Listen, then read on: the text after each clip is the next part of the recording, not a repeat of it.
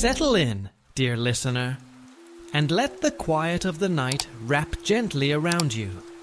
Rest your head, let your breathing slow, and allow the weight of the day to drift away like mist rising from still water. Tonight, we journey together far, far back in time, to the very first moments when human minds reached upward toward the stars, and downward into the dark, whispering depths.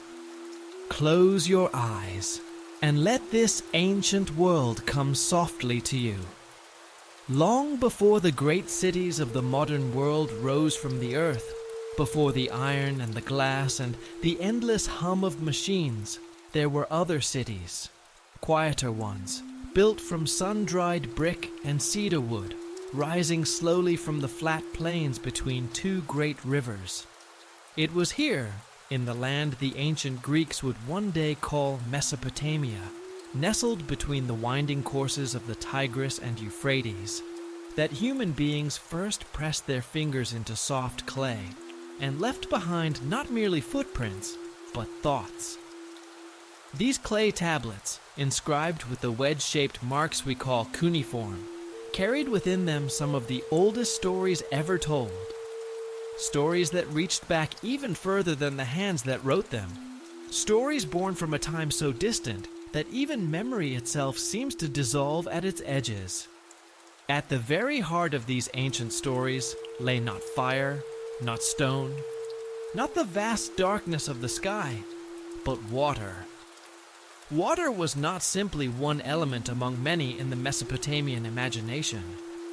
It was something far more profound, far more primordial. It was the substance from which everything else had emerged. Before the earth existed beneath human feet, before the heavens arched overhead in their immensity, before even the gods themselves looked out across creation, there was water, vast, silent, undivided, a wholeness from which all things would eventually be born. The most magnificent expression of this cosmological vision is preserved in a text known as the Enuma Elish, Babylon's great creation epic, composed around 1100 BC, though it drew from traditions far older still, from Sumerian understandings that had been passed down through uncounted generations. The epic opens with words that carry the weight of absolute beginnings. When on high, the heaven had not yet been named, nor the earth below been called by any title. Into this vast silence, the text places two primordial beings. Abzu, the first, the begetter, the sweet freshwater ocean that lay unseen beneath the earth, feeding the springs and rivers from hidden underground depths. And Tiamat, she who bore them all, the vast, salt-laden waters of the sea, turbulent and immeasurable, dark with the chaos of infinite possibility. These were not abstractions. In the Mesopotamian mind, they were living, breathing, feeling entities, as real as the rivers that flooded the fields each spring, as immediate as the sudden violent storms that rolled in from the desert. Abzu carried a masculine generative energy, his sweet waters threading through underground channels that linked all the freshwater sources of the known world in an invisible network beneath the feet of ordinary people. Tiamat, by contrast, embodied something older and wilder, the primordial chaos of deep waters, formless and vast, carrying within her body not destruction alone, but the raw, unrefined material of everything that would ever come to exist. When these two great waters mingled, life began. From their commingling came Lachmu and Lahamu, ancient, slow deities of silt and sediment, the very first solid matter to condense from the swirling primordial waters. These beings were followed by others, each new generation more defined, more distinct, more energetic than the last. The younger gods brought with them something entirely new. Movement, noise, complexity, the restless dynamism of growing things. and it was precisely this vitality that troubled Abzu. To him, the great stillness of the beginning had been perfect, and the noise of the younger generation felt like a wound inflicted upon that original silence. So Abzu made the terrible decision that only desperation brings. He resolved to destroy the very offspring he and Tiamat had created, to silence them and restore the ancient tranquility. But the younger gods would not submit passively to annihilation. From among them rose a figure whose name in Sumerian tradition was Enki, known later in Akkadian as Ea, the lord of the freshwaters, the god of wisdom and magic. His response to Abzu's threat demonstrated not brute strength, but something far more elegant: cunning. Enki wove a spell of profound sleep around Abzu, drawing him down into unconsciousness, then slew the primordial deity and established his own dwelling place directly upon what had been Abzu's body. The underground freshwater realm, the Abzu, became Enki's home and kingdom. This was far more than a simple act of succession. It represented a fundamental transformation in the nature of the cosmos. Chaotic, undirected primordial force had been overcome and ordered. The freshwater realm, once merely the unconscious ground of existence, had become a seat of wisdom and divine authority. And from this watery palace, Enki would shape the destiny of the world above. There is something deeply soothing in the way this ancient story understands the relationship between stillness and intelligence. The Abzu, that vast underground ocean, was not merely a place of power, but a place of contemplation. A realm where knowledge did not rush or clamor, but waited, patient and deep, for those who knew how to seek it. The Mesopotamians understood intuitively that wisdom requires depth, that true understanding cannot be found at the surface of things, that one must be willing to descend, to go below the ordinary and the visible, to reach the quiet darkness where the real foundations of the world are laid. This is why their god of wisdom lived not in the sky, not on a mountaintop, but underground, in the cold and silent water beneath everything. Among all the gods of Mesopotamia, Enki was uniquely drawn toward humanity. Where other deities regarded human beings with detachment or contempt, viewing them as useful laborers, perhaps, or as tiresome sources of noise, Enki watched them with something closer to affection, even protectiveness. His domain reached across the full width of the watery world, the life-sustaining power of fresh water, the agricultural fertility it enabled, its capacity for cleansing and purifying, its mysterious connection to the deep places of the earth. But beyond all these physical gifts, Enki possessed and actively shared another kind of wealth: intellectual and spiritual knowledge, the tools by which human beings might elevate themselves above mere survival and build something lasting. Ancient artists who depicted Enki captured this dual nature beautifully. On cylinder seals pressed into soft clay, on carved stone reliefs in temple corridors, Enki appears as a man with streams of water flowing from his shoulders, living water containing fish, flowing endlessly. His beard merges with the current, as though speech and water share the same essential nature, as though the wisdom he speaks pours as naturally as a river finding its way to the sea. In his hands he holds a vessel from which water eternally flows, a symbol of inexhaustible generosity, of knowledge given freely, of the life-giving substance that neither runs dry nor diminishes with giving. The hymns composed in Enki's honor across many centuries of Mesopotamian religious life return again and again to this image of inexhaustible flow.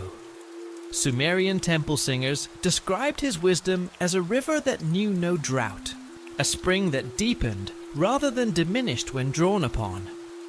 Priests composed long liturgical poems cataloguing the domains over which Enki held authority. Not merely water and wisdom, but the art of the smith, the craft of the weaver, the skill of the scribe, the judgment of the lawgiver, the healing knowledge of the physician. In one remarkable hymn preserved on tablets from Nippur, Enki is described as distributing these gifts one by one to the various cities of Mesopotamia, traveling by divine boat along the network of rivers and canals that connected them, delivering wisdom the way a river delivers water, steadily, continuously, following the natural channels that carry life from its source to all the places that need it. The physical world reflected this understanding. When Mesopotamian farmers looked at the network of irrigation canals that kept their fields alive through the long dry summers, they saw not merely human engineering, but a pale reflection of something divine, a terrestrial echo of the underground channels through which Enki's wisdom flowed to the world above. The canal was the visible trace of an invisible river. The spring was the surface expression of the deep. Water rising from the earth was wisdom made manifest, knowledge finding its way through rock and soil to the light. Enki's deep commitment to human survival became most dramatically apparent in the great flood traditions that run through Mesopotamian literature like an underground river, felt everywhere, surfacing in unexpected places. In these narratives, when the gods collectively decided to destroy humanity with catastrophic flooding, it was Enki who could not remain silent. He found ways to warn those he favored, speaking to them through the walls of their dwellings in the dark hours before dawn, or through the murmuring of wells and the rushing of springs that connected the surface world to his underwater palace.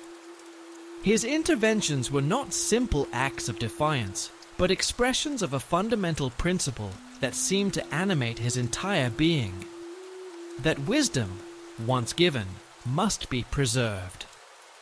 That knowledge should never be casually destroyed.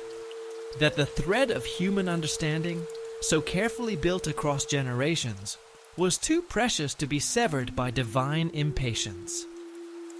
Beneath the earth, in the realm he had claimed from Abzu, Enki's palace, the Abzu, occupied a position of supreme importance in Mesopotamian cosmology. This was no ordinary dwelling. The Abzu was conceived as a vast underground ocean, the source from which all terrestrial fresh water ultimately derived. Every spring that bubbled from the earth, every well dug by human hands, every river fed by hidden underground channels, all of these drew from this same cosmic reservoir beneath the world. The Abzu was the meeting point of divine wisdom and physical reality, the place where the intelligence of the divine realm expressed itself most directly in the world of human experience. Sumerian hymns describe the Abzu with a reverence that speaks of genuine awe. A place of profound, liquid silence, where the god contemplated the mysteries of existence while his waters rose invisibly through the soil above to nourish crops, fill rivers, and sustain all living things. The connection was not merely metaphorical. At major Mesopotamian temples, sacred pools and wells were maintained with care and ceremony, understood as physical points where the Abzu touched the surface world. Priests drew water from these sacred sources not simply for ritual purposes, but for guidance, seeking Enki's wisdom on matters ranging from when to plant crops to how to resolve complex legal disputes. Each vessel of water, raised from a sacred well, was understood as a potential carrier of divine intelligence. The greatest of Enki's earthly temples was the Abzu at Eridu, a city that holds the distinction of being among the very oldest urban centers yet discovered by archaeologists. The temple was constructed around natural springs that the Sumerians believed marked the precise location where Enki had first chosen to establish his presence in the world above. In certain seasons, groundwater rose into the lower chambers of the temple, filling them with water that priests interpreted as communications from the god. Divine messages expressed not in words, but in the subtle language of rising and falling water levels, studied and decoded through generations of careful priestly attention. The city of Eridu itself held a place of special reverence in the Mesopotamian imagination that extended far beyond its considerable antiquity. Sumerian literary tradition consistently described it as the first city, the original settlement where divine gifts were first bestowed upon humanity, the place where kingship descended from heaven, and where the arts of civilization were first practiced. Even in later centuries, when Eridu had long been overshadowed by larger and more powerful cities like Ur and Babylon, it retained its sacred status as the primordial seat of divine favor. Pilgrims traveled to its ancient temples. Kings made offerings at its altars. Scholars cited its traditions as the ultimate authority on matters of cosmological truth. Something in the city's long memory, its proximity to the sacred springs, its position at the edge of the world where land met water and water met the unknown depths. Something there continued to speak of origins, of beginnings, of the first moment when the divine and the human found each other across the threshold of the waters. It was from this watery realm, from this deep and ancient connection between wisdom and water, that the most remarkable beings in Mesopotamian tradition eventually emerged. They were called the Apkallu, 7 in number, semi-divine in nature, appearing in ancient texts as beings of a kind the world has not encountered since. Their bodies bridged 2 domains that seem irreconcilable to our eyes. Above the waist, they were human, intelligent, communicative, upright. Below, they possessed the body of a fish, built for the depths.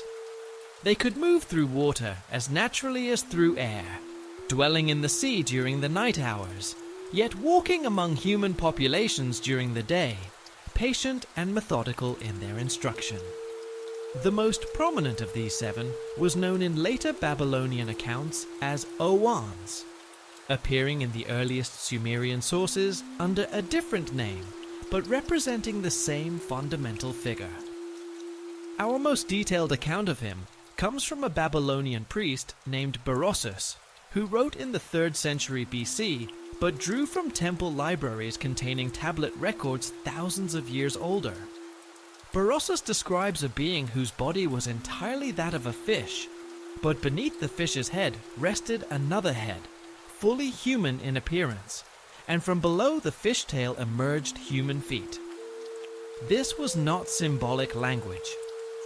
Berossus presents his description as a literal record derived from ancient institutional memory, a physical observation preserved with careful precision across centuries of scribal transmission. The daily pattern of Oannes was as steady and reliable as the tides themselves. Each morning, he rose from the waters of the Persian Gulf and spent the full waking hours among human beings, teaching, demonstrating, explaining. He accepted nothing from the humans he instructed, neither food nor drink, sustaining himself through means that remained mysterious, devoting every available hour entirely to the work of education. As the sun set and darkness gathered, he returned to the sea, disappearing beneath the surface to spend the night in his proper element. Then morning would come again, and with it his patient return. There is something remarkably gentle in this image. A wise being who asks nothing for himself, who sustains himself by unknown means, who arrives with the light and withdraws with the dark, whose entire existence in the human world is given over to the single purpose of instruction. The ancient accounts do not describe Oannes as a distant or frightening figure. He does not demand worship or sacrifice. He does not threaten or command. He simply teaches, patiently, consistently, day after day, with the quiet dedication of someone who understands that knowledge must be given slowly, that true understanding cannot be rushed, that the deepest lessons require time to settle into the minds of those who receive them. In this, perhaps, he is not so different from the water he came from. Gentle in its daily movements, persistent across vast stretches of time, shaping the world not through force, but through the patient, continuous work of flowing. The curriculum that Oannes introduced was nothing less than the complete foundation of civilized life.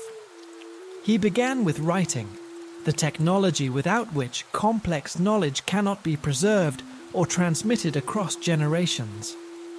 Archaeological evidence from the earliest Mesopotamian sites suggests that writing appeared in the region with remarkable suddenness, arriving in a form already considerably sophisticated rather than developing incrementally from simpler forms.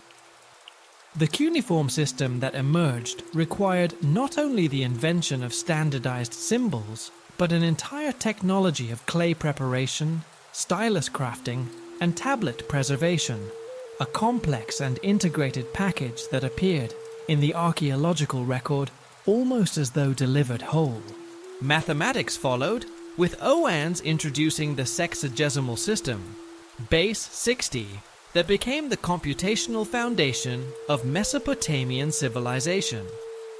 This was a system of elegant sophistication, perfectly suited for calculations involving fractions, geometric proportions, and the long cycles of astronomical time. Temple records suggest that the mathematical knowledge transmitted by Oannes extended beyond practical calculation to include theoretical principles suggesting awareness of abstract mathematical relationships that served no immediate utilitarian purpose. Knowledge pursued for its own sake, for the sheer pleasure and power of understanding. Agricultural instruction moved far beyond the simple act of planting seeds. Oannes apparently provided comprehensive guidance in land management, the design and construction of irrigation systems, the preparation of soil, the rotation of crops to maintain fertility, the domestication of animals for labor, and the development of practices that could generate reliable surplus production. Suddenly, in the archaeological record of early Mesopotamia, sophisticated agricultural systems appear. Complex irrigation networks requiring coordinated community effort and genuine engineering knowledge, without clear evidence of the gradual experimentation one would expect from purely human discovery. City building came next, with Oannes laying out the fundamental principles of urban organization. Defensive walls, residential planning, the placement of temples and administrative structures, the development of roads, drainage systems, and waste management. Sites like Eridu and Uruk reveal urban sophistication that seems to the eye of the archaeologist fully formed rather than gradually evolved, as though comprehensive design principles had been implemented from a single source rather than worked out across many uncertain generations. The remaining 6 Apkallu appeared at intervals through early Mesopotamian history, each arriving in response to specific developmental challenges or crises. Their names were carefully preserved in temple records: Uanduga, Enmaduga, Enmeduga, Enmegalama, Enmebuluga, Anenlilda, and Utuabzu, each specialized in particular domains of knowledge. One brought advanced agricultural techniques to address a period of crisis in food production, introducing complex irrigation innovations and plant breeding methods that dramatically increased yields. Another focused on astronomical observation and mathematical calculation, establishing the systematic practices that would make Mesopotamian astronomy the most advanced in the ancient world. The tracking of planetary movements, the calculation of eclipse cycles, the development of calendrical systems of precise accuracy. A third transformed material culture through metallurgical instruction. The introduction of sophisticated bronze work, complex alloy formulations, advanced smelting techniques, and precision casting methods that produced tools and weapons of a quality stone and copper could never match. 2 of the 7 brought medical knowledge, surgical techniques, pharmacological preparations, and diagnostic methods that would remain standard throughout Mesopotamian healing traditions. Their understanding of human anatomy and physiology, preserved in cuneiform medical texts of remarkable sophistication, suggests instruction from sources with knowledge that went beyond what gradual empirical development would typically produce. The 7th and final Apkallu before the flood introduced esoteric knowledge, divination techniques, ritual practices, and spiritual disciplines designed to maintain communication between human beings and the divine realms. His teachings established mystery traditions that would preserve advanced knowledge within specialized priestly lineages, creating institutional frameworks through which sacred wisdom could be transmitted across generations without loss. Among the 7, a figure known as Adapa, identified in some traditions with the first of the Apkallu, held a particularly complex and poignant position. Sumerian texts describe Adapa as blameless and wise beyond measure, fashioned by Enki himself to serve as a kind of prototype for human wisdom.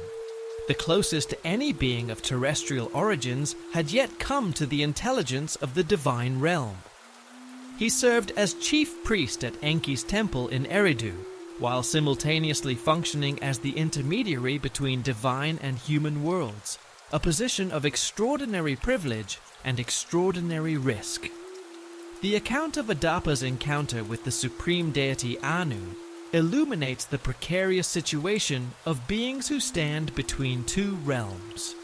When Adapa accidentally broke the wing of the south wind while fishing, disrupting weather patterns across the region, Anu summoned him to the heavenly court. Enki, wishing to protect his creation, warned Adapa to refuse any food or drink offered by the celestial gods, believing it would be poison intended to eliminate the sage. But Anu, it transpired, intended no harm. The food and water he offered were the bread and water of eternal life, the divine sustenance that would have transformed Adapa into an immortal being. Following his patron's instructions faithfully, Adapa refused, and in refusing, he lost immortality, not only for himself, but for all subsequent humanity. The story carries its sorrow gently, without accusation. Adapa acted from loyalty and trust. Enki acted from protective instinct. The outcome was simply the way things fell, the way the universe arranged itself around a moment of irreducible uncertainty. And in that arrangement, humans became what they are, mortal, wise in limited ways, reaching always towards something just beyond their grasp. The physical presence of the Apkallu in human communities extended far beyond their lifetimes through a remarkable practice of ritual protection. Carefully crafted clay figurines depicting the characteristic fish-human form of these beings were buried in the foundations of temples and important buildings throughout Mesopotamia, where they served as permanent guardians of the structures above. These were not casual talismans, but precisely executed ritual objects, placed according to exact requirements at specific points in temple foundations. The ritual of their burial was elaborate and carefully prescribed. First, priests would consecrate the figurines by exposing them to water drawn from the sacred pools connected to the Abzu, water that had been in contact, however indirectly, with the divine freshwater realm beneath the earth. Then incantations were performed that invoked the protective presence of the original sages. The figurines were wrapped in reed matting and placed in foundation deposits alongside other protective objects, bronze weapons, precious stones, written incantations. Archaeological excavations across Mesopotamia have uncovered these deposits in a state of remarkable preservation. What is most striking about them is their consistency. The same placement patterns, the same ritual objects, appearing across different cities and different centuries. This was not local improvisation, but the faithful execution of precise institutional knowledge maintained unchanged across vast stretches of time. The incantations associated with these protective burials have survived in cuneiform texts that preserve the precise formulae required to activate the figurine's guardian properties. These texts specify not only the words to be spoken, but the time of day at which they should be recited, the direction the officiating priest should face, the quality and source of the water to be used in consecration, and the precise sequence in which different ritual actions should be performed. The level of detail preserved in these instructions speaks to the seriousness with which Mesopotamian religious institutions approached the question of maintaining contact with the Apkallu's protective power. This was understood as a technical matter as much as a spiritual one. A procedure with specific requirements that, if followed correctly, would reliably produce the desired protective effect. The standardization of these requirements across different cities and centuries confirms that the knowledge was transmitted through formal institutional channels, rather than developed independently in different locations, suggesting a centralized tradition of considerable antiquity at the heart of Mesopotamian religious practice. The Apkallu tradition included within it a shadow narrative, an account of transgression and its consequences that gives the tradition its moral weight. According to temple records, certain of the seven violated the boundaries that had been established between what humans might safely know and what must remain within divine domains. Forbidden knowledge was revealed. Techniques for controlling weather patterns, methods for extending human lifespan beyond natural limits, rituals that could compel divine beings to act according to human will. The most serious violations involved instruction in warfare techniques capable of threatening divine authority itself, the forging of weapons that could harm immortal beings, military strategies that could challenge divine rule. The divine response was swift and transformative. The offending Apkallu were banished to underground imprisonment, where their direct influence on human affairs was ended. The great flood that followed eliminated most of humanity, particularly those who had been corrupted by forbidden knowledge. Only the carefully chosen survivors carried forward the beneficial teachings, purified of their dangerous applications. The imprisoned Apkallu, the texts suggest, did not cease to exist. They persisted in underground realms where they could no longer communicate directly with the surface world. Yet their influence continued through the written preservation of their teachings and through the ongoing protective function of their buried figurines. Later, Mesopotamian texts describe these imprisoned beings as accessible through specific and dangerous ritual practices, creating traditions of forbidden knowledge that priestly authorities controlled with care across all subsequent centuries. The great textual traditions of Mesopotamia preserved the memory of the Apkallu, not merely in mythological narratives, but in the prosaic record-keeping of temple administrations. Monthly offering lists from temples at Ur and Uruk specify regular presentations made to entities described as dwelling in the deep waters. Gold and silver objects, precious stones, aromatic woods, specially prepared textiles, and exotic foods deposited in temple pools according to precise schedules. The bureaucratic language used in these records treats interaction with aquatic divine beings as routine administrative business, employing the same formulaic expressions used for offerings to conventional anthropomorphic deities.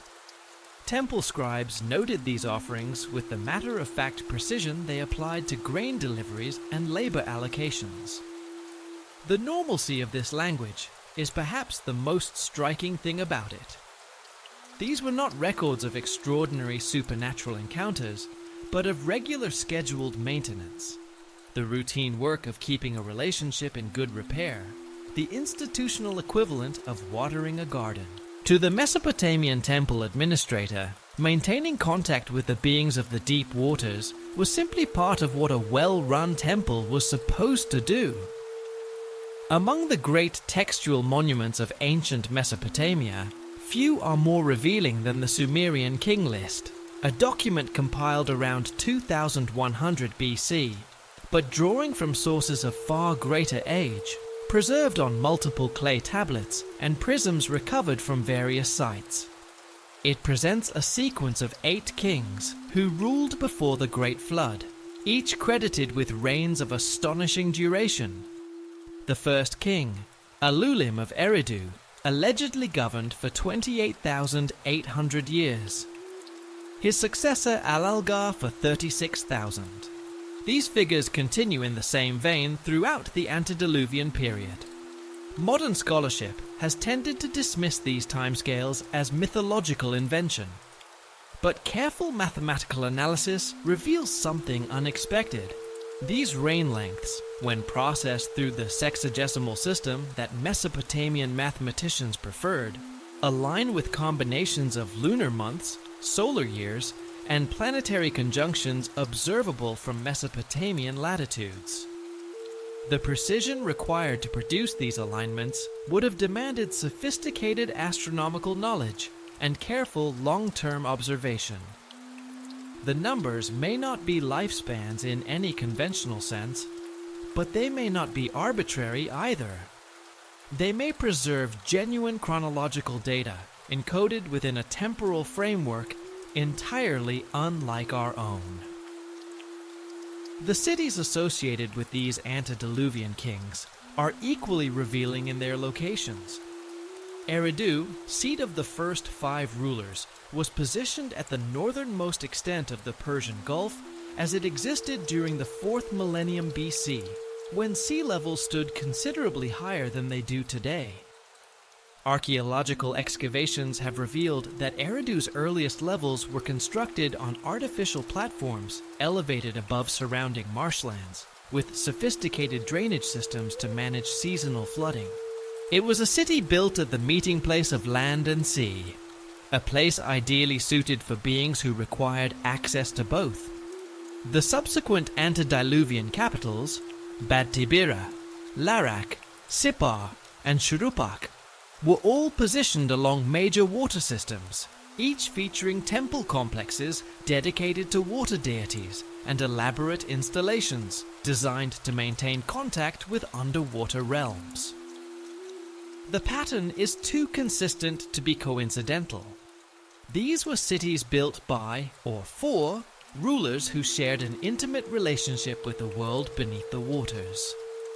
The administrative archives recovered from these sites offer a remarkable window into the daily functioning of civilizations that maintained formal relationships with aquatic divine beings as part of their regular institutional life.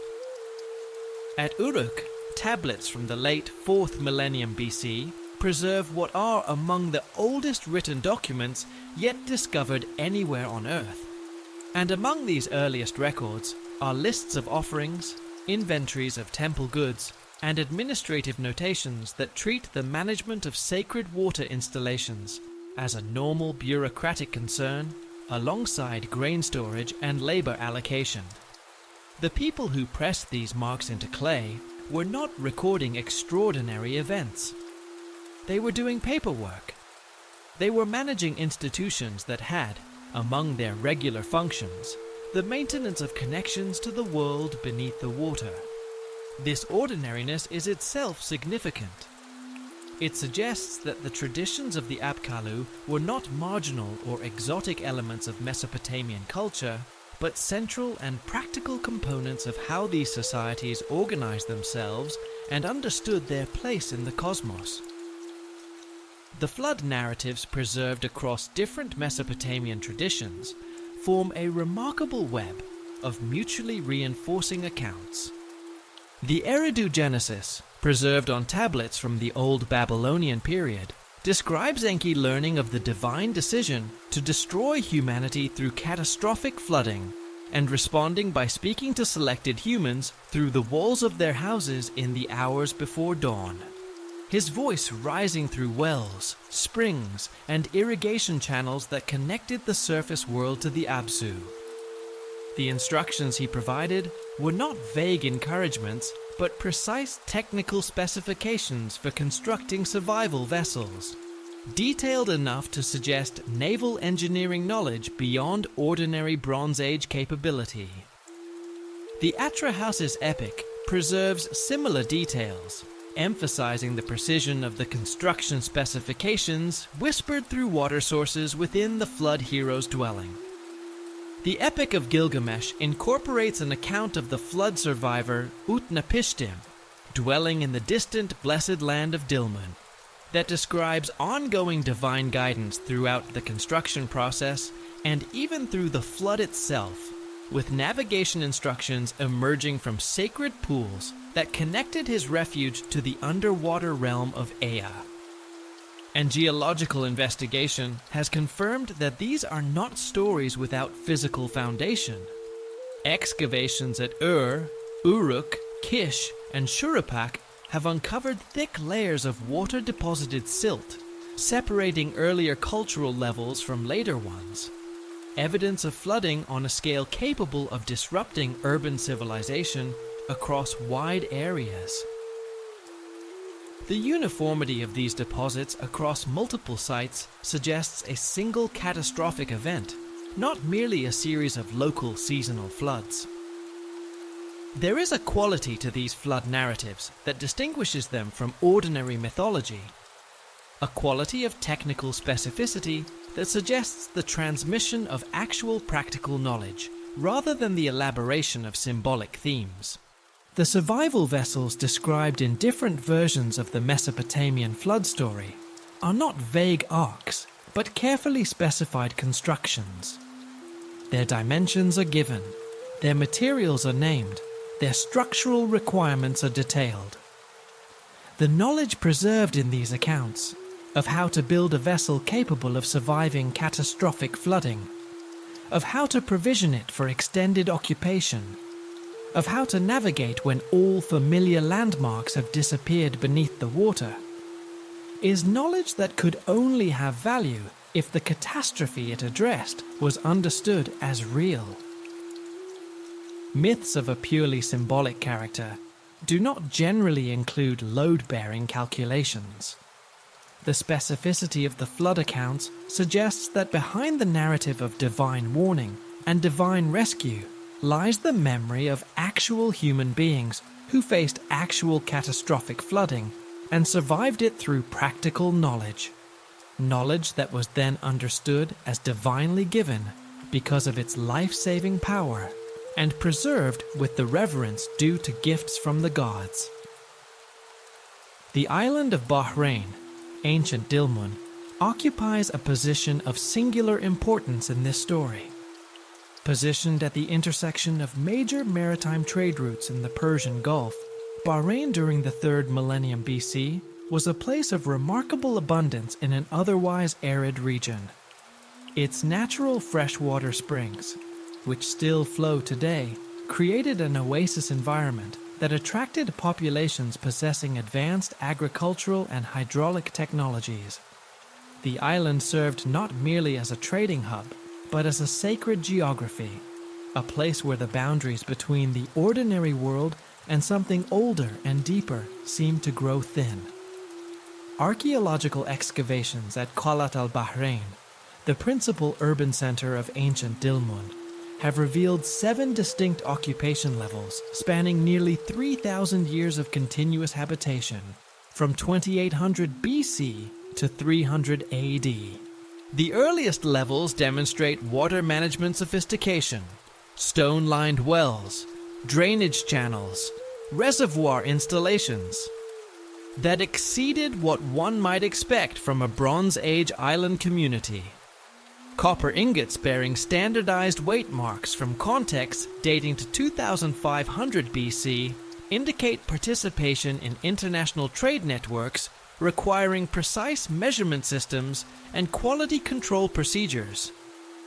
The ingot's chemical composition traces back to Omani copper sources, confirming that Dilmun's inhabitants possessed the maritime capabilities for sustained long-distance commercial contact.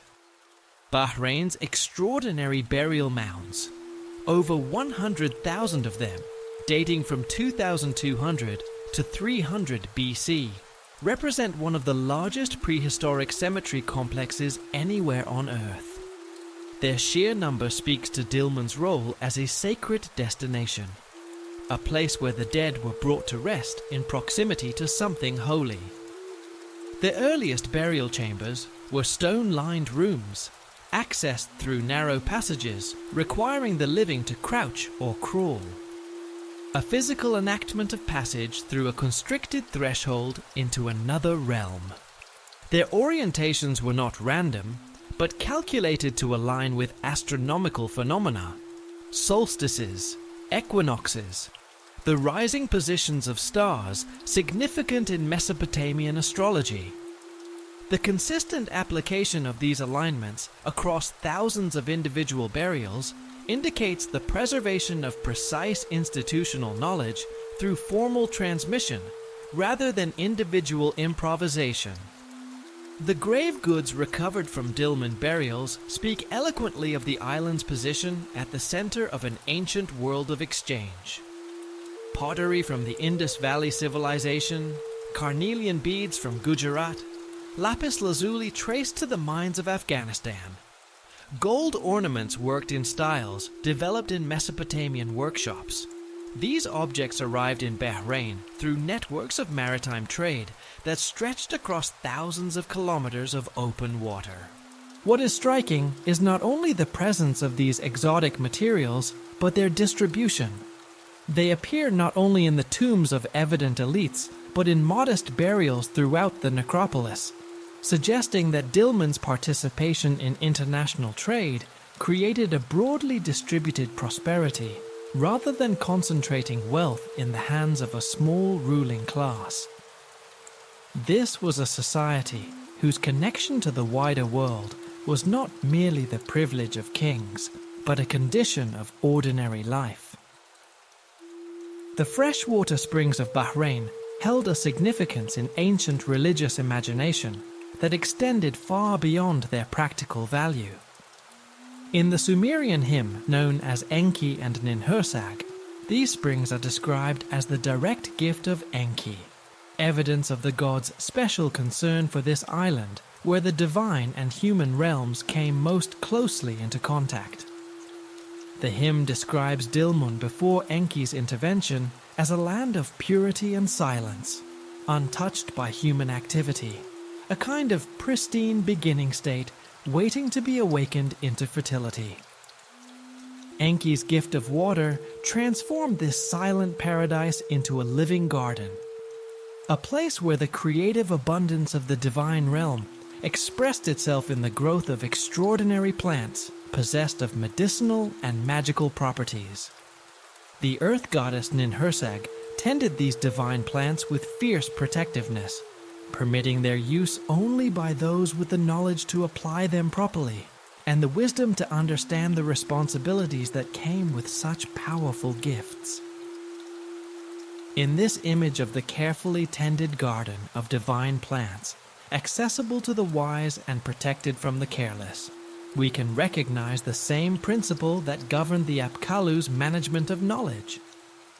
Abundance without restriction becomes dangerous. Wisdom requires not only possession, but proper stewardship. In the Epic of Gilgamesh, Dilmun appears as the dwelling place of Utnapishtim, the sole human survivor of the Great Flood who achieved immortality through divine intervention. The epic positions Dilmun in the Far East, where the sun rises, a land beyond the ordinary reach of human travelers. To reach it, Gilgamesh must cross the waters of death, a supernatural barrier requiring specialized knowledge and equipment to traverse safely. When he finally arrives and encounters Utnapishtim, what he finds is a figure who possesses not merely advanced age, but a quality of wisdom that comes from sustained proximity to divine forces.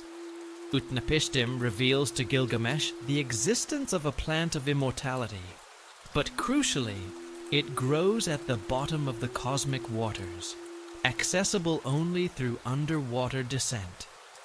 Gilgamesh dives for it and retrieves it, but loses it to a serpent that emerges from the water while he bathes. The plant growing at the bottom of the waters, the serpent rising from those same waters to take it away. These details are not ornamental.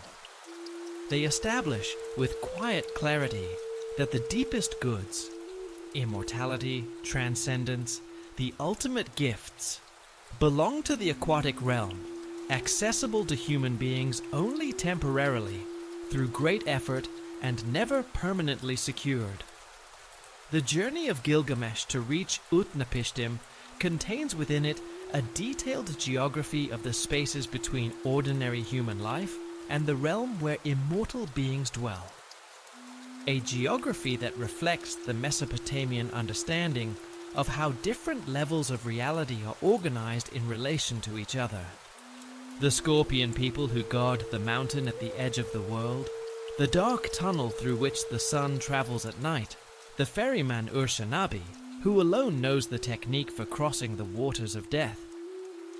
Each of these figures and places marks a threshold, a transition point between one kind of reality and another. The waters of death themselves are the most significant of these thresholds. Unlike ordinary water, which gives life, these waters destroy any living thing that comes into direct contact with them. To cross them requires not strength or courage alone, but specific technical knowledge. The knowledge of how to navigate without contamination, how to pass through a medium that is normally lethal, how to reach the far shore intact. This knowledge, like all crucial knowledge in the Mesopotamian tradition, comes from the aquatic divine realm. Ur-Shanabi the ferryman, who knows how to cross the uncrossable water, is himself a figure of the boundary, a being who dwells at the interface of living and dead, human and divine, the known world and the unknown shore beyond. The great systematic account of the Apkallu tradition came from Berossus, a Babylonian priest writing around 280 BC, who had access to temple libraries in Babylon, housing millennia of cuneiform records. His work, the Babyloniaca, survives only in fragments preserved within the writings of later Greek and Roman historians. But even in this fragmentary form, it represents the most comprehensive account of Oannes and his companions to reach the modern world. Berossus drew from institutional memory, preserved across generations of scribal tradition, synthesizing accounts that extended back to the earliest periods of Mesopotamian civilization. His description of Oannes carries the tone not of mythological elaboration, but of careful historical reporting. A priest consulting ancient records and rendering their content faithfully for a new audience. The fact that Berossus wrote in Greek for a Greek-speaking audience under the early Ptolemaic rulers of Babylon tells us something important about the moment at which this ancient knowledge was being codified and transmitted. The meeting of Babylonian and Greek intellectual traditions in the Hellenistic period created conditions in which ancient Near Eastern knowledge became legible to the wider Mediterranean world for the first time, while simultaneously requiring its reformulation in terms that Greek philosophical categories could accommodate. Berossus was performing a kind of translation, not merely linguistic, but cultural, finding ways to convey the content of Mesopotamian cosmological understanding to readers whose mental frameworks had been shaped by Homer and Plato, rather than by the Enuma Elish and the Epic of Gilgamesh. At the core of his account, the fish-human sages, their gifts of civilization, their daily pattern of emergence and withdrawal, their eventual withdrawal from human affairs. Survived this translation intact suggests that the tradition itself possessed a resilience, a density of specific detail, that resisted dissolution into vague generality. The Apkallu were not abstract principles that could be easily reinterpreted. They were remembered as specific beings with specific appearances and specific histories, and that specificity protected their transmission. The Mesopotamian understanding of aquatic wisdom did not remain confined within the boundaries of its originating culture. As civilizations interacted, traded, conquered, and absorbed one another, the deep patterns of these traditions spread and transformed, appearing in new forms across vast geographical distances. In the Hindu tradition, Vishnu's Matsya avatar, the great fish incarnation, presents a figure who both rescues humanity and preserves sacred knowledge during cycles of cosmic dissolution. The Matsya Purana describes Vishnu assuming the form of an enormous fish to navigate the cosmic waters, carrying a survival vessel containing selected humans, animals, and the sacred Vedas through the catastrophic period of universal flood. The golden scales of the divine fish illuminate the dark cosmic waters, providing guidance when all other light has failed. The horn from which the survival vessel is anchored echoes the functional role of the Apkallu sages, beings whose aquatic nature enables them to navigate the deep, while their intelligence ensures the preservation of everything worth saving. The Saptarishi, the 7 immortal sages of Hindu tradition, parallel the 7 Apkallu with a precision too exact to ignore. 7 sages, preserving knowledge across cosmic cycles, reappearing at intervals of renewal to guide new human civilizations. Their immortality allows them to serve as living repositories of wisdom that would otherwise be lost in each successive catastrophe. Their astronomical associations, traditionally connected with the 7 stars of Ursa Major, provide a celestial framework for tracking their appearances and disappearances, as though the night sky itself were a calendar predicting when divine knowledge would next become available to human beings. The specific domains of expertise attributed to individual Saptarishi mirror those of the Mesopotamian Apkallu with remarkable fidelity. Advanced astronomy, mathematical principles, agricultural techniques, metallurgy, medicine, and the spiritual practices that maintain communication with higher realms. The 7 stars of Ursa Major, wheeling slowly around the celestial pole, have served as a clock and a compass for human beings across thousands of years and dozens of cultures. That both Mesopotamia and India should associate these particular stars with 7 sages who preserve and transmit civilization suggests either a very ancient shared tradition, predating the separation of these cultures, or a recognition that the circumpolar stars, which never set, which remain visible through every season, which continue their patient rotation while all other stars rise and fall, are naturally fitting symbols for beings whose function is to endure through all catastrophes and return in each new age with the knowledge needed to begin again. The stars that never disappear. The sages who never finally die. The wisdom that survives every flood. In ancient Egypt, the concept of Nun, the primordial waters from which all existence emerges, establishes water as the fundamental substrate of reality, with a depth and consistency that parallels the Mesopotamian understanding almost exactly. The pyramid texts and coffin texts describe Nun as an infinite ocean of dark, motionless water, containing the potential for all creation while remaining itself uncreated and eternal. This was not ordinary water. It possessed consciousness and creative power, the capacity to generate divine beings and cosmic structures through acts of will. The creator deity Atum emerged from these primordial waters through self-creation, bringing consciousness and order into the previously undifferentiated potential. The Ogdoad of Hermopolis, 8 deities in 4 paired sets, half taking frog form and half serpent form, emerged from the primordial waters to initiate the process of cosmic organization, their amphibious and aquatic natures enabling them to function effectively in both the watery chaos of the beginning and the structured reality they helped to create. The Egyptian religious imagination maintained a sustained awareness that the world of ordered existence was, in a fundamental sense, surrounded on all sides by the primordial waters, that none had not been eliminated, but merely pushed back, held at bay by the structures of cosmic order, and that the continuation of the world depended on the maintenance of those structures. Every night, when the sun god Ra traveled through the underworld in his sacred bark, he was passing through the primordial waters, navigating the nun in the darkness beneath the earth, renewing himself through contact with the primordial source, and returning at dawn to the sky. The sun's daily journey was understood as a continuous act of creation, a perpetual renewal of order from chaos, a nightly return to origins, followed by a morning re-emergence into the light.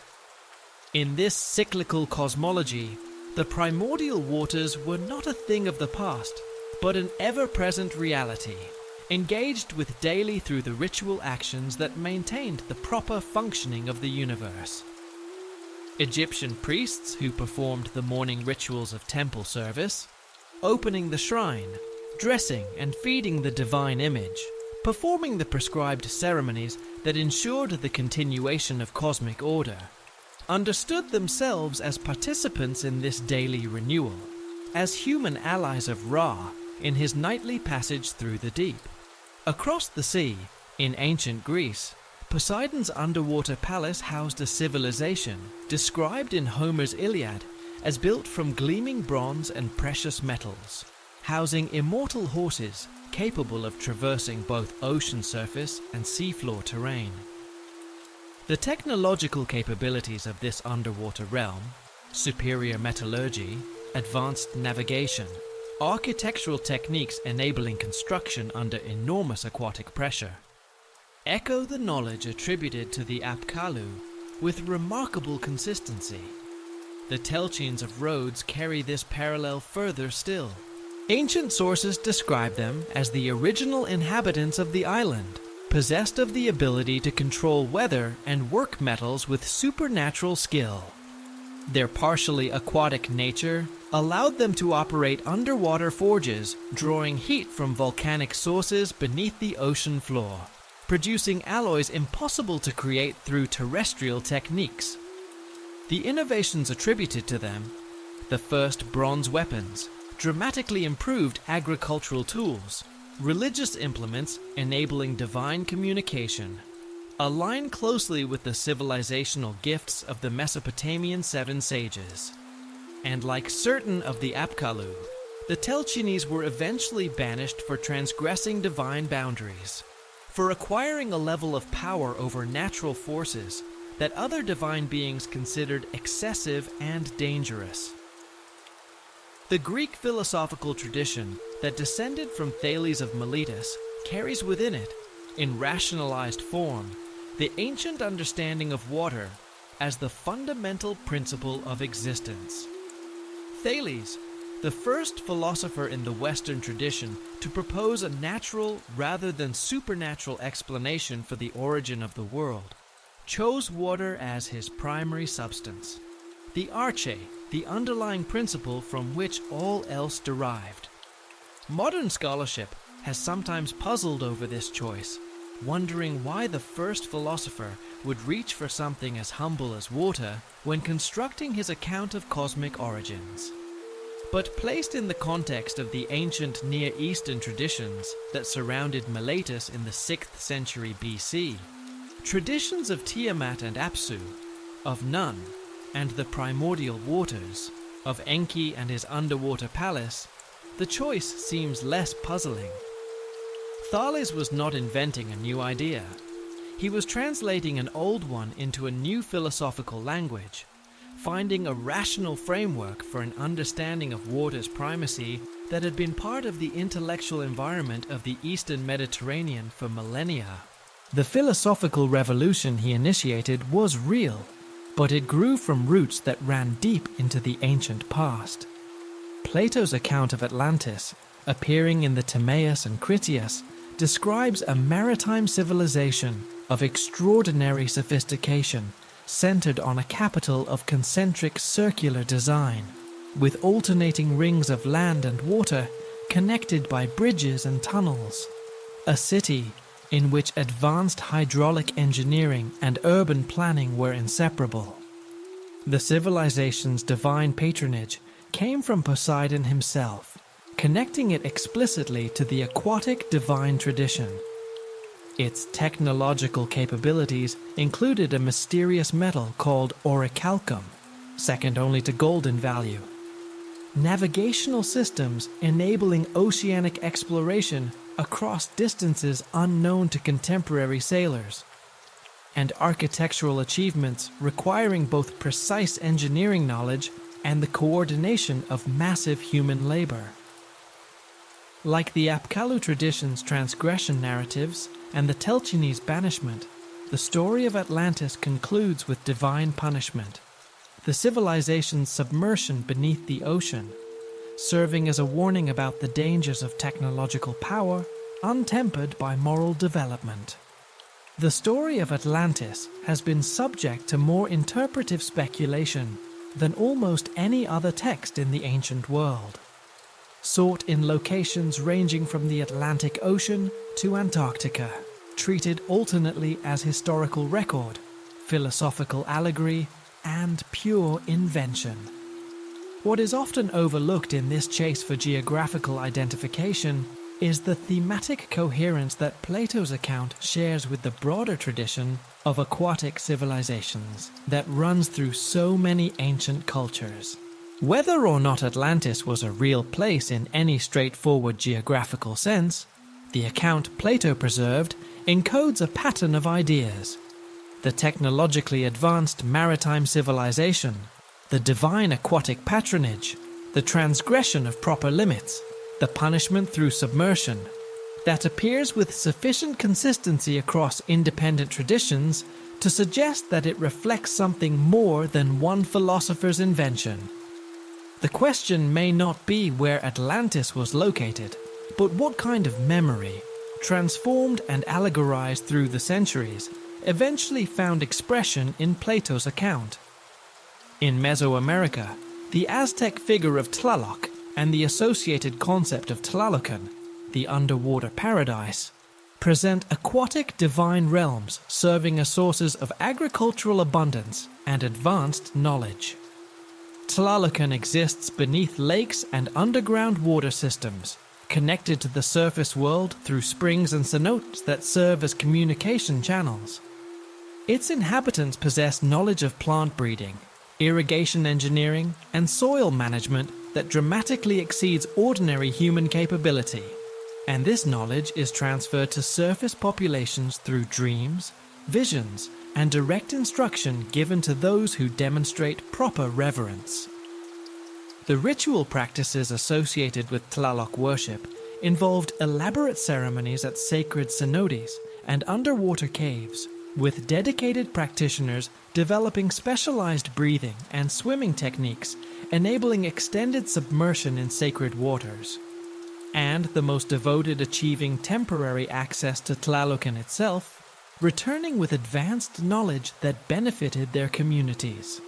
The Maya tradition of the Popol Vuh preserves flood narratives and accounts of divine beings who emerge from aquatic environments to reshape human civilization with a complexity and sophistication that parallels the Mesopotamian traditions in striking ways.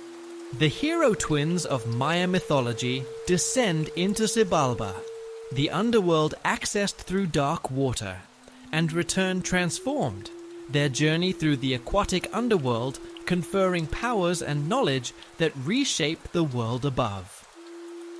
The ball court where the hero twins defeat the Lords of Death is reached through a river, its boundaries marked by water, its trials conducted in the presence of aquatic forces.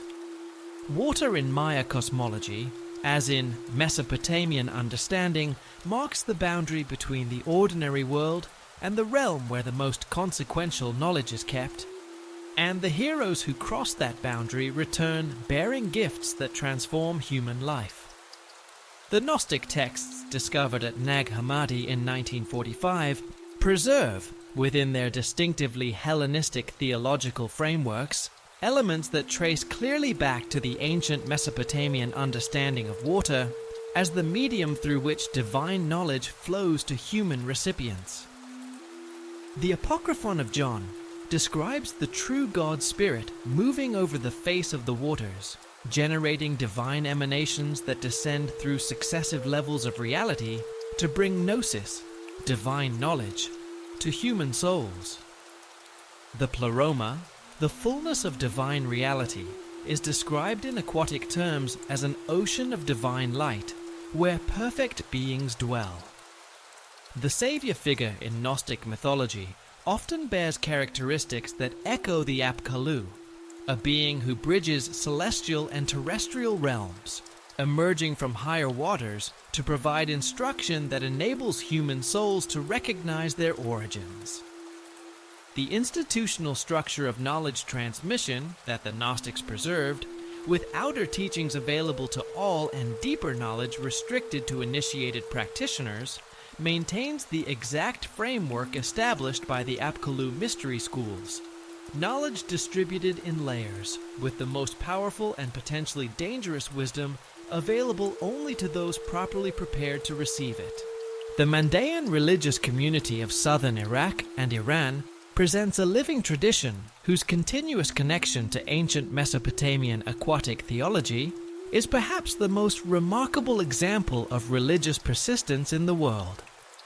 The Mandeans, a religious minority whose origins in southern Mesopotamia extend back into the first centuries of the Common Era, though their traditions reach much further, have maintained their distinctive practices through the rise and fall of Persian, Arab, Ottoman, and modern Iraqi and Iranian states, preserving a theology of water and light that sounds, in its deepest structures, like a translation of Enki's hymns into the language of late antique religious thought. In southern Iraq and Iran, the Mandean religious community maintains practices and beliefs that represent perhaps the most unbroken continuity with ancient Mesopotamian aquatic traditions within a surviving religious community, maintaining ritual practices and theological concepts that demonstrate continuity with pre-Islamic traditions. Mandean cosmology centers on the world of light, an aquatic realm of divine beings whose emanations create and sustain the physical universe while providing the knowledge necessary for human souls to achieve salvation.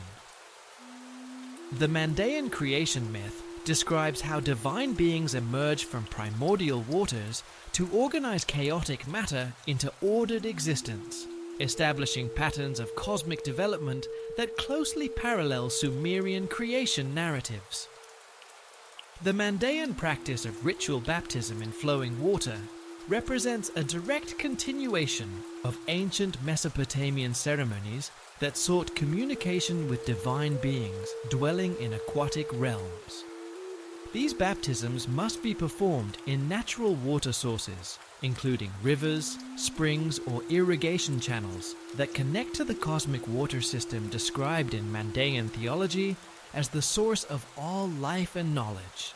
The ritual requirements specify that the water must be flowing rather than stagnant, maintaining the ancient understanding that divine power manifests through dynamic aquatic systems rather than static pools or artificial containers. This is the ancient Mesopotamian understanding, preserved intact across more than 5,000 years of cultural change. The Mandean priests who perform these baptismal rituals, known as Tarmide, disciples, and Ganzibra, treasurers of knowledge, carry within their office a living inheritance of the ancient priestly traditions that maintained Mesopotamian temple pools and drew water from sacred wells connected to the Abzu. Their white robes, their immersion in flowing water, their recitation of ancient liturgical texts in a language, Mandaic, that preserves traces of old Aramaic forms, their careful transmission of esoteric knowledge through formal initiation.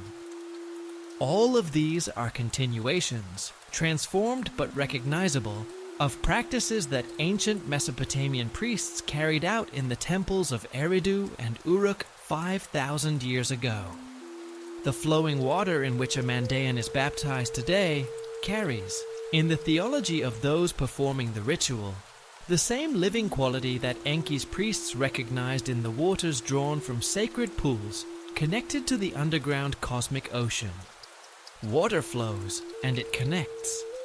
The spring in the temple and the river in southern Iraq are, in the Mandean understanding, threads of the same continuous fabric, the same divine substance that was there before the world began. The medieval Islamic preservation of these ancient traditions created a remarkable bridge between the ancient world and modernity.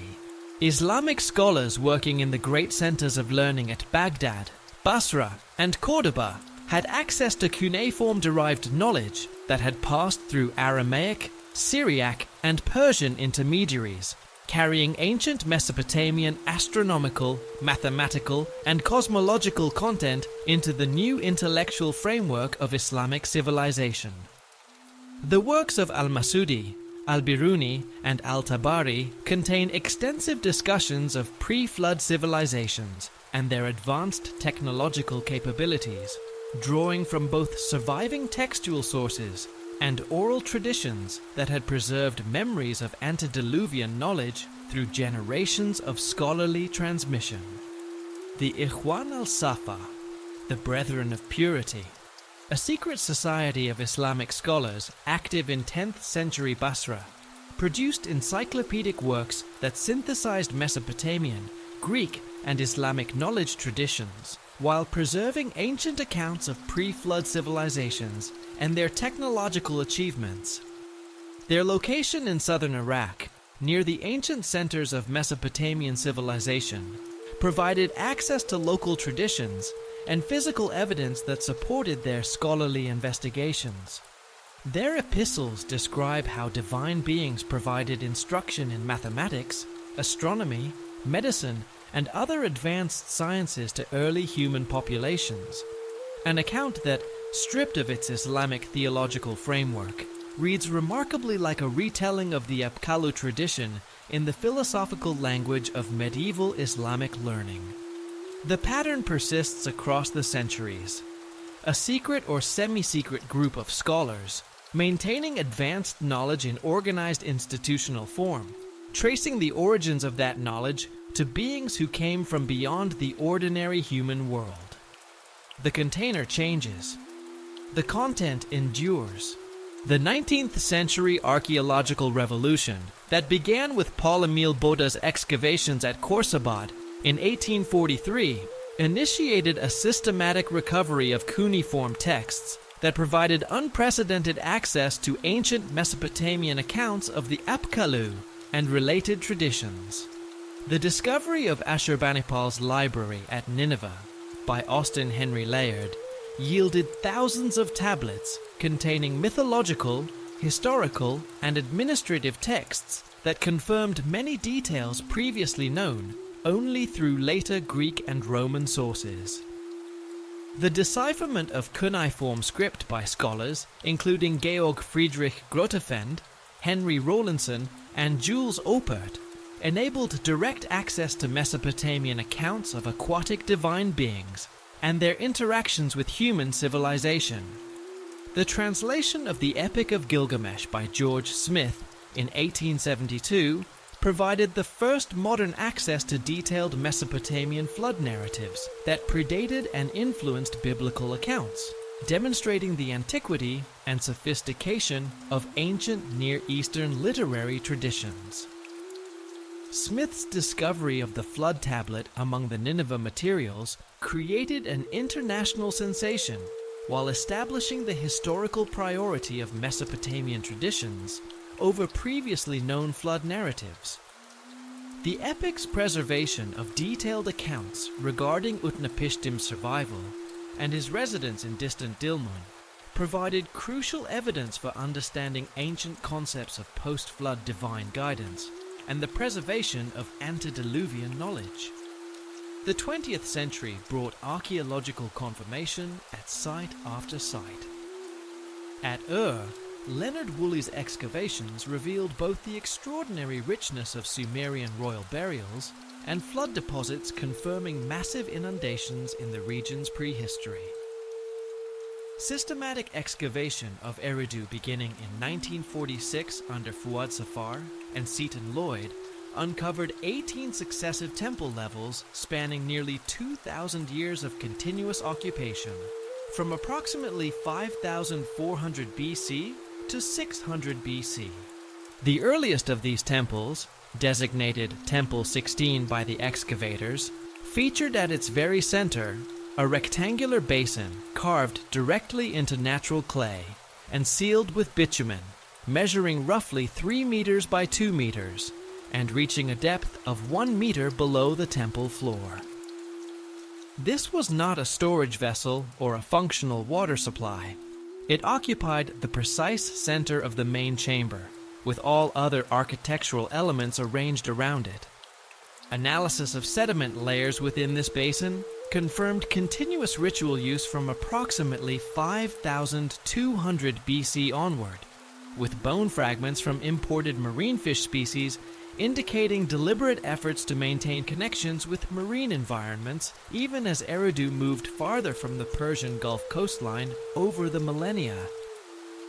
Successive temple phases revealed increasing sophistication in water management, expanded basins with stepped sides for different ritual depths, stone-lined channels connecting the main pool to subsidiary basins throughout the complex, underground chambers accessible through narrow staircases that descended below the temple floor to spaces that remained submerged throughout the year, requiring advanced hydraulic engineering, including waterproof walls, ventilation systems, and lighting arrangements for ceremonies conducted underwater. The cylinder seals and carved reliefs found within the temple complex depicted Oannes and related aquatic figures in images dating as far back as approximately 4,800 BC, the earliest confirmed artistic representations of these beings, showing fish-human hybrids presenting objects to kneeling human recipients in postures of instruction and gift-giving. The iconographic tradition established in these earliest representations proved remarkably durable.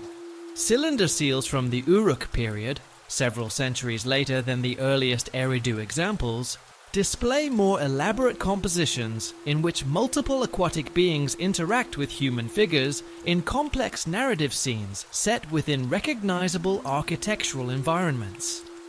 The beings' appearances remain consistent. The fish lower body, the human upper body, the hands engaged in acts of presentation or instruction, the face composed and attentive. As the centuries passed and artistic techniques became more sophisticated, the representations became more elaborate in their settings and more detailed in their execution. But the essential figure remained unchanged. A visual tradition maintained with this consistency across more than 3,000 years of artistic production was not sustained by accident or by simple aesthetic conservatism. It was preserved because it was understood to document something real, a being whose appearance was known and whose nature was important enough to require accurate representation rather than creative interpretation.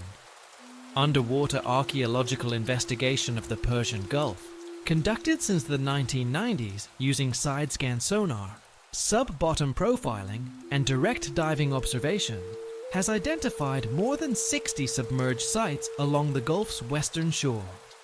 The most extensively investigated of these sites, designated H3, lies in approximately 35 meters of water, a depth consistent with occupation during periods when sea levels stood roughly 40 meters below their current position, between 12,000 and 8,000 years ago. The site contains stone structures built from precisely fitted blocks, sophisticated drainage systems, and artifact assemblages, including ceramics displaying artistic traditions consistent with major Mesopotamian cities, and imported materials, including obsidian and exotic shell species, indicating participation in extensive trade networks. The Persian Gulf, as it appeared during the period when Site H3 was occupied above water, was a very different environment from the body of water we know today. With sea levels 40 meters lower than their current position, what is now the shallow floor of the northern Gulf was then a broad, fertile plain, watered by rivers flowing from the Zagros Mountains and the Arabian Peninsula, sheltered from the open ocean, rich in freshwater sources fed by the extensive aquifer systems that underlie the region. This was, by the geological and hydrological evidence, a productive and attractive environment for human settlement, possessing the freshwater resources, the agricultural potential, and the strategic connectivity that typically attract stable, long-term occupation. The communities that built Site H3's stone structures and participated in the wide trade networks evidenced by its artifact assemblages were not marginal populations clinging to a difficult frontier. They were inhabitants of a fertile and well-connected landscape, a landscape that no longer exists above the waterline, that can now be reached only by diving through 35 meters of salt water to find its buried traces on the seafloor. Geological analysis of sediment cores from the Persian Gulf seafloor has confirmed that sea levels rose approximately 120 meters between 18,000 and 6,000 years ago, with periods of particularly rapid change capable of submerging extensive coastal settlements within relatively short time frames. And on the seafloor itself, freshwater springs continue to flow at depths of up to 40 meters below current sea level. Submarine freshwater sources that would have provided essential resources to coastal populations, even as rising waters gradually claimed the land around them. The locations of these submarine springs correspond closely to the positions of underwater archaeological sites, suggesting that ancient populations deliberately established themselves near reliable freshwater sources that could sustain habitation even through periods of environmental change. The correlation between the archaeological evidence for rising sea levels in the Persian Gulf and the Mesopotamian flood narratives has been noted by a growing number of researchers who approach the ancient texts not as mythology to be decoded symbolically, but as historical memory to be understood contextually. The flooding of the Persian Gulf Basin between approximately 8,000 and 6,000 years ago would have been experienced by the populations living in its coastal plains as a series of catastrophic inundations, not a single sudden flood, but a long, terrifying process in which the sea advanced year by year, generation by generation, swallowing familiar lands and forcing communities to abandon the settlements their ancestors had built. The rivers that had defined their world would have changed their characters as salt water pushed back against their current. The springs that had provided fresh water would have been threatened by encroaching brine. The landscape of their grandparents' memories would have disappeared beneath the advancing sea. This was not mythology. This was lived experience, repeated across many generations, remembered in family stories and community narratives that eventually crystallized into the great flood traditions preserved in cuneiform literature. The implications of all this evidence, accumulated across nearly 2 centuries of archaeological investigation, extend in directions that remain genuinely open. The Apkallu tradition, the 7 fish human sages who brought civilization to human beings, emerging from primordial waters, was preserved with extraordinary consistency across the full span of Mesopotamian history, maintained in institutional memory through generations of scribal transmission, encoded in architecture, depicted in art, practiced in ritual, and eventually carried forward into traditions as distant as Gnostic Christianity, Islamic esotericism, and living Mandean religious practice. Something about this tradition was considered worth preserving with unusual care. Something in these accounts of wise beings who came from the water, taught everything that makes civilization possible, and then withdrew again into the deep. Something in that story has continued to resonate across 50 centuries of human telling and retelling. Whether that resonance reflects the preservation of actual historical memory, the encoding of genuine encounters with beings whose nature remains unclear, or the expression of something profound in the human relationship with water and wisdom, and the mystery of where knowledge ultimately comes from.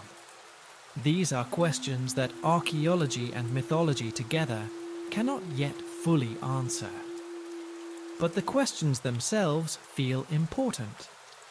They gesture towards something in the human story that has not yet been fully understood, something that lies waiting, perhaps in the quiet depths.